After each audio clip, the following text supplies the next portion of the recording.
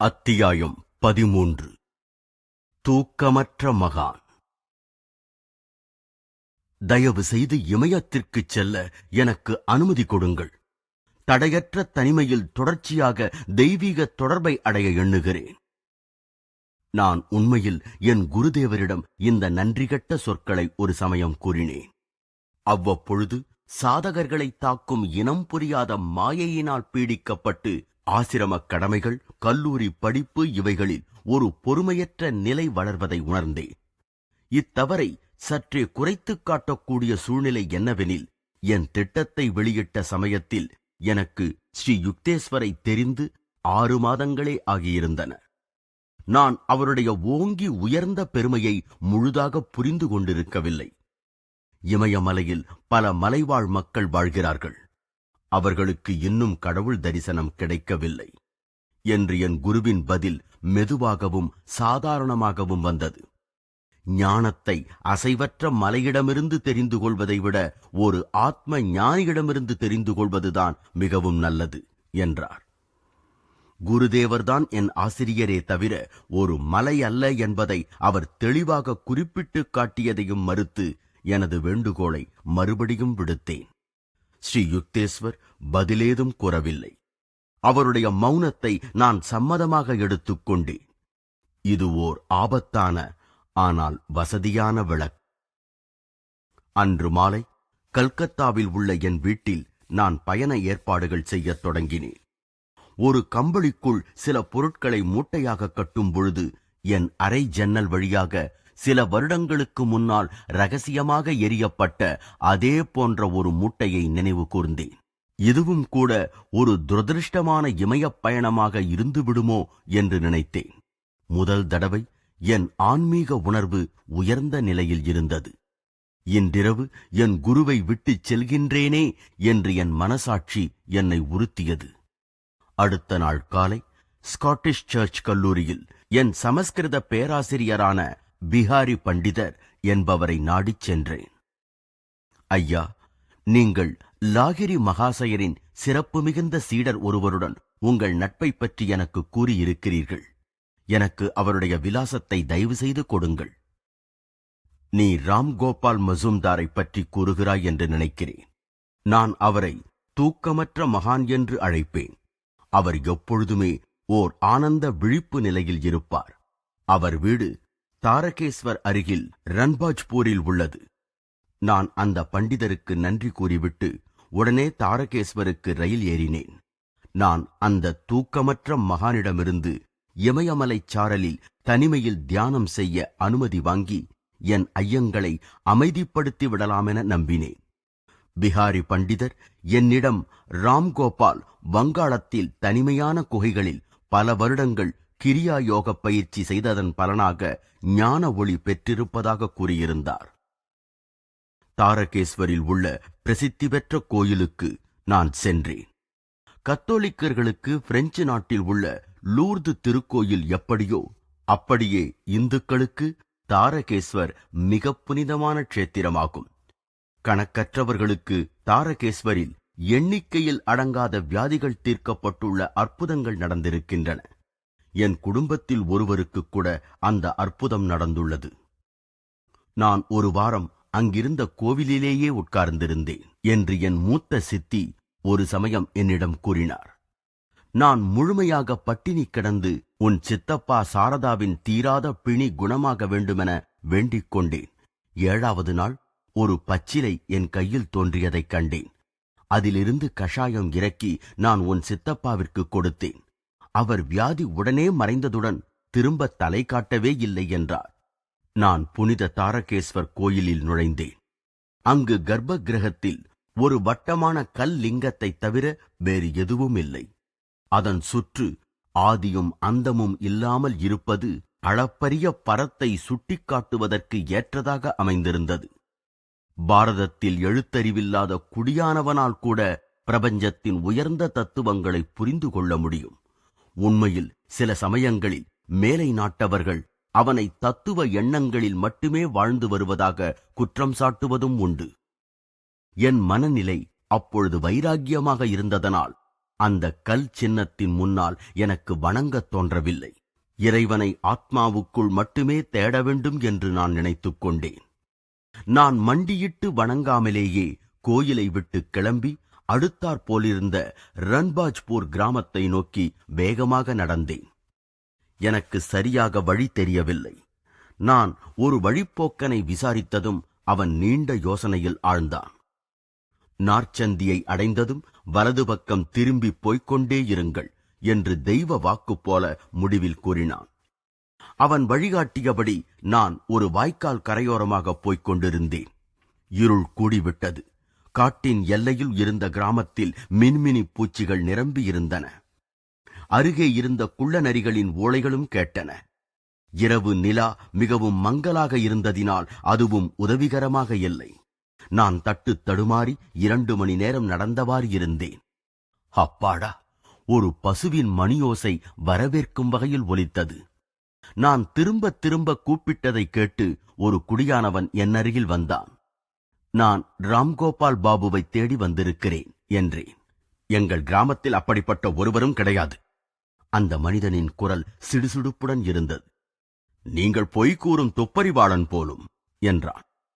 அரசியல் விஷயமாக கவலை கொண்டிருக்கும் அவன் மனத்தில் உள்ள சந்தேகத்தை போக்கும் நம்பிக்கையில் நான் சங்கடமான என் நிலையை அவன் இரக்கம் கொள்ளும்படி எடுத்துக் கூறினேன். அவன் என்னை தன் வீட்டிற்கு அழைத்துச் சென்று உபசரித்தான். ரன்பாஜ்பூர் இங்கிருந்து வெகு தூரத்தில் உள்ளது. அந்த நார்ச்சந்தியில் நீங்கள் இடதுபுறம் திரும்பி இருக்க வேண்டும், வலதுபுறம் திரும்பி இருக்கக்கூடாது என்றான். எனக்கு முதலில் வழி சொன்னவன் பயணிகளுக்கு நிச்சயம் தொல்லை தருபவன் என்று வருத்தத்துடன் நினைத்துக் கொண்டேன்.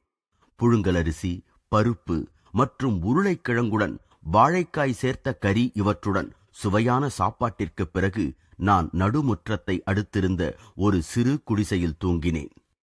தூரத்தில் கிராமத்தினர் மிருதங்கம் மற்றும் தாளங்களின் இரைச்சலான சத்தத்துடன் பாடிக்கொண்டிருந்தனர். அந்த இரவு தூக்கம் சரியாகவே இல்லை. தனிமையில் இருக்கும் யோகி ராம்கோபாலை அடைய வழிகாட்டப்பட வேண்டும் என்று ஆழ்ந்து பிரார்த்தனை செய்தேன். விடியற்காலையின் ஒளி என் குடிசையின் கீற்றுகளினூடே நுழையும் போதே ரன்பாஜ்பூருக்கு கிளம்பிவிட்டேன். நெல் வயல்களை தாண்டி அறுவடை செய்த நெற்பயிரின் குத்தும் அடித்தண்டுகளின் ஊடேயும் உலர்ந்த களிமண் மேடுகளைச் சுற்றி கொண்டும் சிரமப்பட்டு வெகு தூரம் நடந்தேன். அவ்வப்பொழுது நான் சந்திக்கும் விவசாயிகள் அனைவரும் வித்தியாசமே இல்லாமல் ரன்பாஜ்பூருக்கு ஒரு குரோஷா தூரம்தான் செல்ல வேண்டும் என்றார்கள். 6 மணி நேரத்தில் சூரியன் தொடுவானத்திலிருந்து உச்சிக்கு வெற்றிகரமாக பிரயாணம் செய்துவிட்டான். ஆனால் நான் ரன்பாஜ்பூரிலிருந்து எப்போதும் ஒரு குரோஷா தூரத்திலேயேதான் இருப்பேன் என்று நினைக்கத் தொடங்கினேன். மதியம் தாண்டிய பிறகும் என் உலகம் இன்னும் முடிவே இல்லாத நெல் வயல்களாகவே இருந்தது. வானத்தில் இருந்து தப்ப முடியாதபடி வெப்பம் வீச நான் கிட்டத்தட்ட விழுந்துவிடும் நிலையில் இருந்தேன். அப்பொழுது ஒரு மனிதர் என்னை நோக்கி நிதானமாக நடந்து வருவதைக் கண்டேன். நான் என் வழக்கமான கேள்வியை எங்காவது கேட்டு ஒரு குரோஷாதான் என்ற பதில் வந்துவிடுமே என்ற பயத்தில் கேட்கவே துணியவில்லை. அந்த புது மனிதர் என் அருகில் நின்றார். குள்ளமாகவும் ஒல்லியாகவும் இருந்த அவர் அசாதாரணமாக துளைக்கும் கருத்த கண்களைத் தவிர பார்ப்பதற்கு மிக சாதாரணமாகவே தென்பட்டார். நான் ரன்பாஜ்பூரை விட்டு கிளம்ப எண்ணியிருந்தேன். ஆனால் உனது குறிக்கோள் நல்லது என்பதால் உனக்காக காத்திருந்தேன் என்று வியப்புடன் கூடிய என் முகத்தின் அருகில் அவர் விரலை அசைத்து கூறினார். முன்னறிவிப்பில்லாமல் என்னை பிடித்து விடலாம் என்று மிக புத்திசாலித்தனமாக தீர்மானித்து விட்டாயோ? என் விலாசத்தை உன்னிடம் கொடுக்க அந்த பேராசிரியர் பிகாரிக்கு அதிகாரமே இல்லை என்றார். இந்த மகானின் முன்னிலையில் என்னை அறிமுகப்படுத்திக் கொள்வது வெறும் பேச்சாகவே முடியும் என்று நினைத்து என்னை வரவேற்ற முறையைக் கண்டு கொஞ்சம் வருந்தி வாயடைத்து நின்றேன். அவருடைய அடுத்த கேள்வி பட்டென்று வந்தது. இறைவன் எங்கிருக்கிறான் என்று நீ நினைக்கிறாய்? சொல் என்னிடம். ஏன்? அவர் எனக்குள்ளேயும் எங்குமே இருக்கிறார் என்றேன். நான் என் மனக்குழப்பத்தைப் போலவே குழப்பத்துடன் தான் தென்பட்டிருக்க வேண்டும் என்பதில் சந்தேகமில்லை. எங்கும் நிறைந்திருக்கிறான் இல்லையா என்று கூறி அந்த யோகி சிரித்தார். அப்படியெனில் இளைய ஐயாவே, தாரகேஸ்வர் கோயிலில் கல் சின்னத்தில் இருந்த எங்கும் நிறைந்த பரம்பொருளின் முன் நேற்று நீ ஏன் வணங்கவில்லை? உன்னுடைய கர்வம்தான் வலது இடது என்ற நுணுக்கமான வித்தியாசத்தை பற்றி கவலைப்படாத அந்த வழிப்போக்கனால் தவறான வழிகாட்டுதலான தண்டனை கிடைக்க காரணமானது. இன்று கூட பயணத்தில் வேண்டிய அளவு சிரமப்பட்டு விட்டாய், இல்லையா?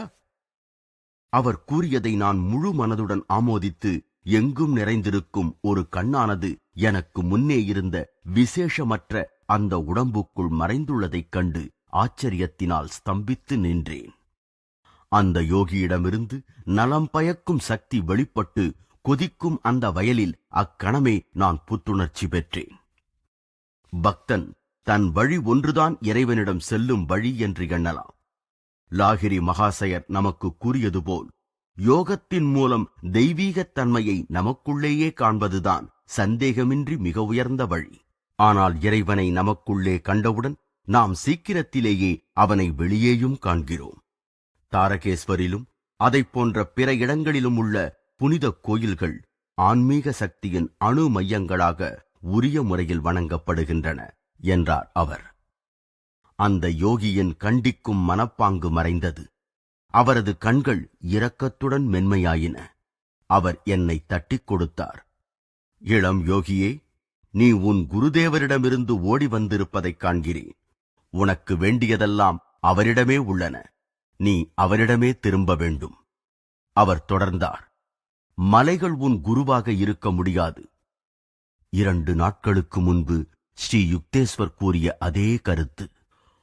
மகான்கள் மலைகளில் மட்டும்தான் வசித்தாக வேண்டுமென்ற பிரபஞ்ச கட்டாயம் எதுவும் இல்லை. என் தோழர் என்னை ஒரு கேள்விக்குறியுடன் பார்த்தார். இந்தியா மற்றும் திபெத்தில் உள்ள இமயமலைக்கு முனிவர்களின் மீது ஏகபோக உரிமை இல்லை. ஒருவன் தனக்குள்ளேயே உள்ளதை அறிவதற்கு சிரமப்படவில்லையெனில் உடலை அங்குமிங்குமாக கொண்டு செல்வதனால் அதை கண்டுபிடித்துவிட முடியாது. பக்தன் ஞானத்தை அடைய உலகின் எல்லைகளுக்கு கூட செல்வதற்கு எப்பொழுது தயாராகிறானோ அப்பொழுது அவனுடைய குரு அருகிலேயே பிரசன்னமாகிறார். காசி ஆசிரமத்தில் என் பிரார்த்தனையை தொடர்ந்து நான் ஸ்ரீ யுக்தேஸ்வரை ஒரு நெரிசலான சந்தில் சந்தித்ததை ஞாபகப்படுத்திக் கொண்டு அவர் கூறியதை மௌனமாக ஒப்புக்கொண்டேன். ஓர் இடத்தில் கதவை மூடிக்கொண்டு தனிமையாக அமர்ந்து கொள்ள ஒரு சிறு அறை உனக்குள்ளதா? ஆமாம் என்றேன். இந்த யோகி பொது விஷயத்திலிருந்து வெகு வேகமாக தனி விஷயத்திற்கு வருகிறார் என்று எனக்கு தோன்றியது.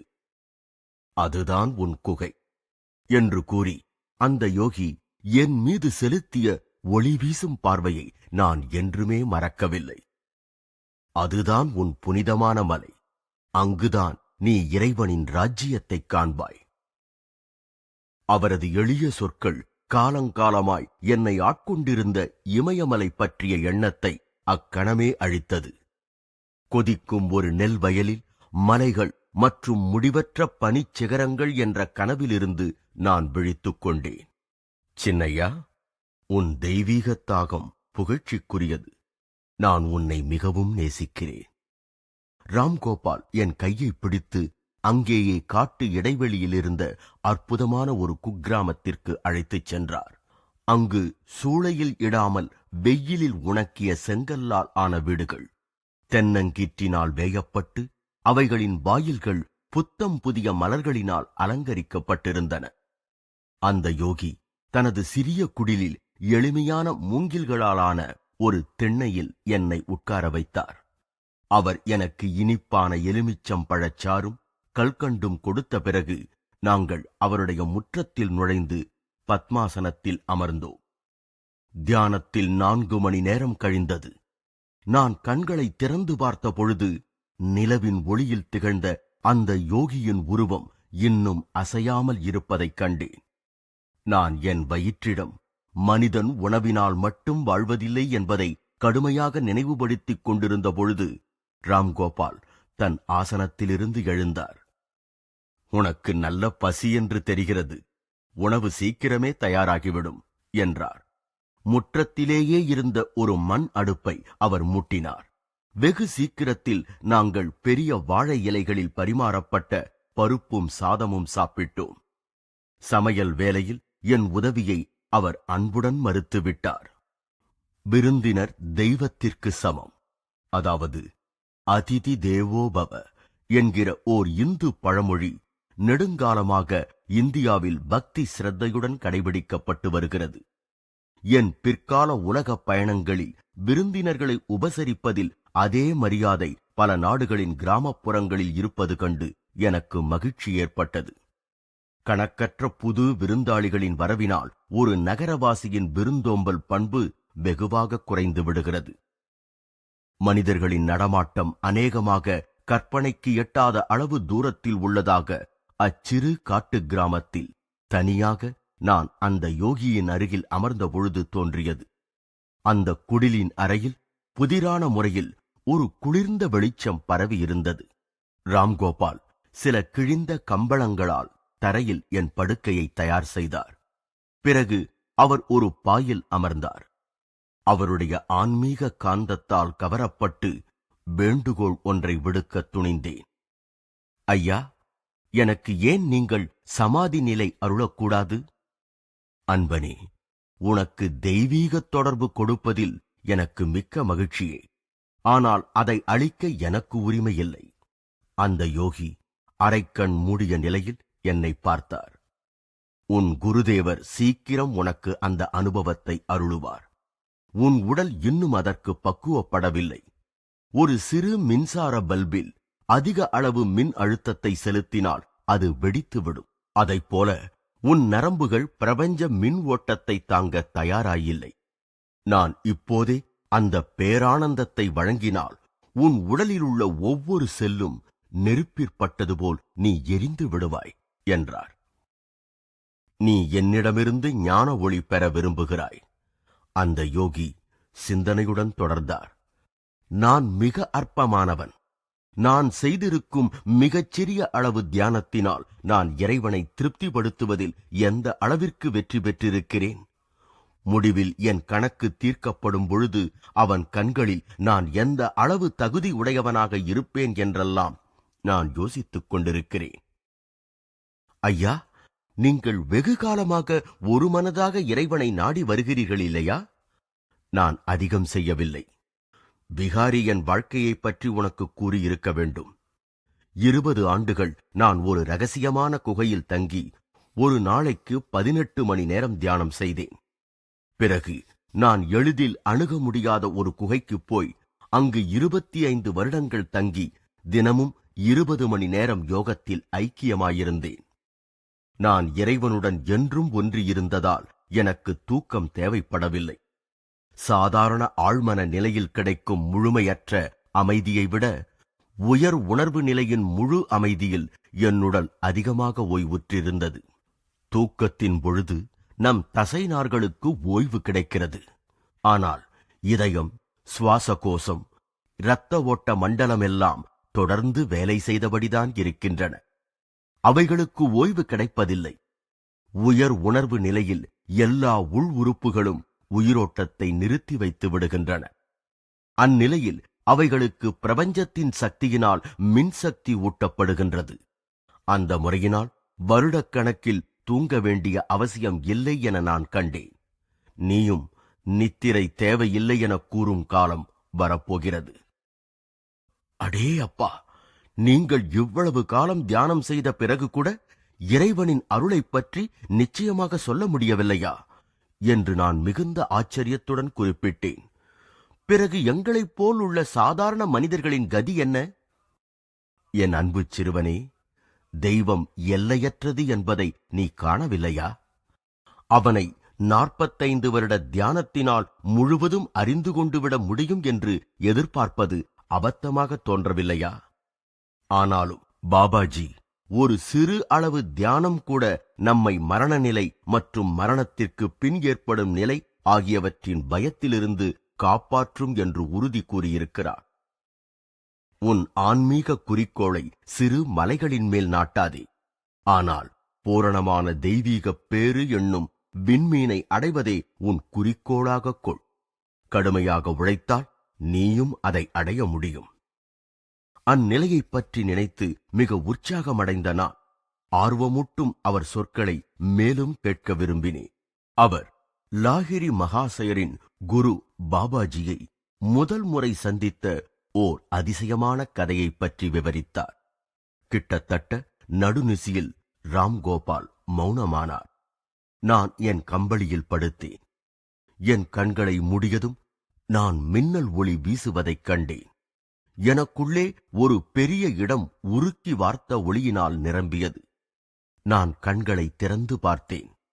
அதே ஜொலிக்கும் ஒளியைக் கண்டேன். நான் என் மனக்கண்ணால் பார்த்துக் கொண்டிருந்த எல்லையற்ற ஒளி வெள்ளத்தின் ஒரு பாகமாக அந்த அறை மாறியது. அந்த யோகி, "நீ ஏன் அப்பா தூங்கவில்லை?" என்றார். ஐயா, என் கண்களை மூடினாலும் திறந்தாலும் என்னைச் சுற்றி ஒரு மின்னல் பளீரென்று ஒளி வீசிக் கொண்டிருக்கையில் நான் எப்படி தூங்க முடியும்? இந்த அனுபவத்தை அடைவதற்கு உனக்கு ஆசீர்வாதம் கிடைத்திருக்கிறது. ஆன்மீக கதிர்வீச்சுகள் சுலபமாக பார்க்க முடியாதவை. அந்த யோகி இன்னும் சில அன்பான வார்த்தைகளை பேசினார். காலை விடிந்ததும் ராம்கோபால் எனக்கு கல்கண்டு கட்டிகள் கொடுத்து என்னை கிளம்ப வேண்டும் என்று கூறினார். அவரிடம் விடைபெற்று கிளம்புவதற்கு எனக்கு மனம் வரவில்லை. கண்ணீர் என் கன்னங்களில் வடிந்தது. "நான் உன்னை வெறுங்கையுடன் அனுப்ப மாட்டேன்," அந்த யோகி மிருதுவாக கூறினார். "உனக்காக ஒன்று செய்கிறேன்." அவர் புன்சிரிப்புடன் என்னை உற்று நோக்கினார். நான் அந்த இடத்திலேயே வேரூன்றியது போல் அசைவற்று நின்றுவிட்டேன். சாந்தமான அலை அதிர்வுகள் அந்த யோகியிடமிருந்து கிளம்பி என்னை அப்படியே சூழ்ந்தது. எனக்கு அவ்வப்பொழுது பல வருடங்களாக விட்டு விட்டு தொல்லை கொடுத்து வந்த முதுகுவலி உடனே குணமாயிற்று. ஒளியார்ந்த ஆனந்த கடலில் மூழ்கி புத்துணர்ச்சி பெற்ற நான் என் அழுகையை நிறுத்தினேன். ராம்கோபாலின் பாதங்களில் பணிந்த பிறகு நான் காட்டை அடைந்து அதன் சிக்கலான உஷ்ண பிரதேசங்களின் வழியே சென்று பல நெல் வயல்களையும் கடந்து தாரகேஸ்வரை அடைந்தேன்.